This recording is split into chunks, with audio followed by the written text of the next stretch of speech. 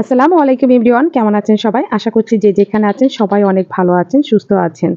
আর এই গরমের মধ্যে কিন্তু অনেকেই অসুস্থ হয়ে যাচ্ছে। একেবারেই সাবধানে থাকবেন, বেশি, বেশি করে পানি পান করবেন। আজকে তৈরি করে দেখাবো মিষ্টি দই। আর এই মিষ্টি দইটি কিন্তু আপনারা ঘরে বসেই তৈরি করে নরমাল ফ্রিজে সংরক্ষণ করে গরমের সময় ঠান্ডা, ঠান্ডা পরিবেশন করতে পারেন। খুবই মজাদার এবং খুবই আরাম পাবেন যদি এরকম ১ গ্লাস মিষ্টি দই খেতে পারেন। আর এই দইটি কিন্তু আমি ঘরে তৈরি করেছি খুবই অল্প উপকরণে এবং খুবই সহজভাবে দেখানোর চেষ্টা করেছি।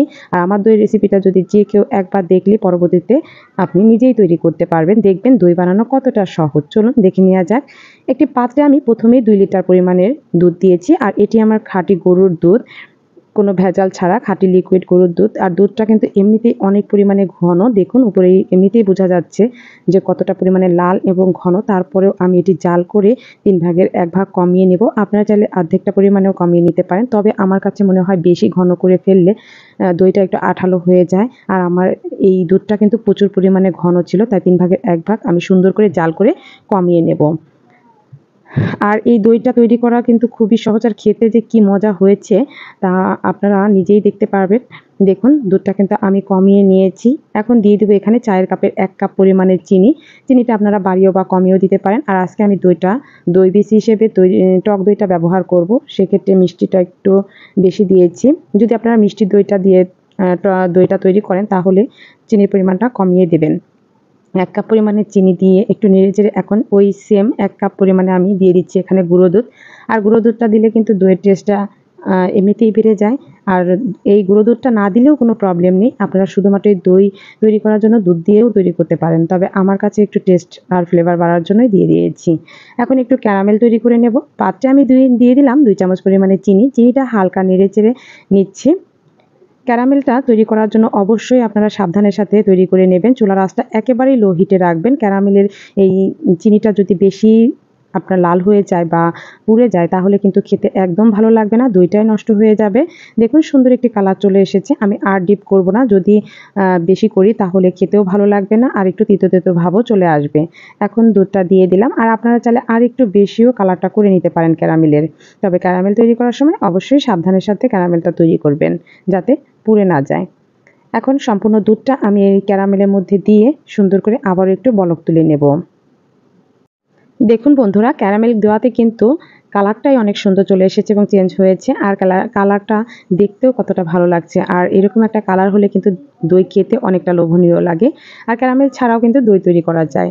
দেখুন কতটা ঘন হয়ে এসেছে। উপরে এখনই দেখে বোঝা যাচ্ছে যে লাল একটা আবরণ পড়েছে।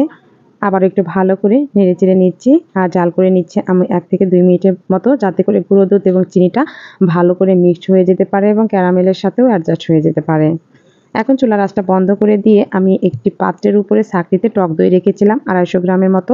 আর এই টক দইটা কিন্তু অবশ্যই ঠান্ডা দেওয়া যাবে না। আগে থেকে বের করে এভাবে আপনারা একটি ছাঁকনিতে রেখে দেবেন। আর এখানে আমি ২৫০ গ্রামের মতো টক দই আজকে দিয়ে দেব ২ লিটার দইয়ের জন্য।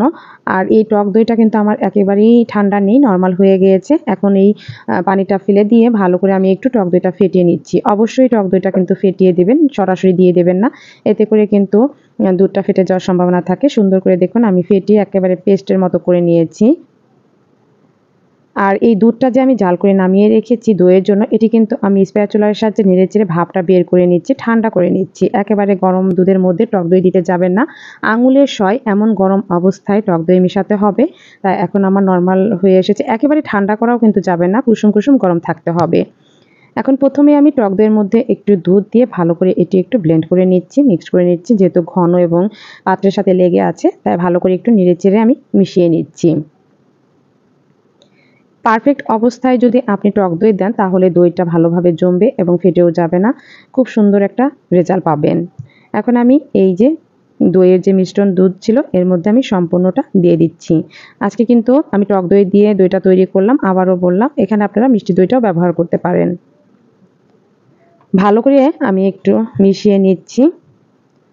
আর আমি শুনেছি দই তৈরি করার ক্ষেত্রে উপরে একটু ফেনা থাকলে এটি দেখতে অনেকটা সুন্দর হয়। এই যে আমার দইয়ের জন্য কিন্তু একদম পারফেক্ট দুধ। আর এদিকে আমি নিয়েছি কাপ। আজকে আমি কাপ গ্লাস মানে প্লাস্টিকের যে গ্লাসগুলো সেগুলোর মধ্যে দই তৈরি করব। কিন্তু আপনারা যেকোনো পাত্রে যদি এইভাবে দেন তাহলে জমে যাবে এবং দইটা পারফেক্ট হবে। মাটিতে বা স্টিলে, কাচে যেটাই দিন সেটাতেই এভাবে দিতে পারেন। তবে আমি আজকে ৮টা গ্লাস নিয়েছি, ৮ গ্লাস দই তৈরি করব।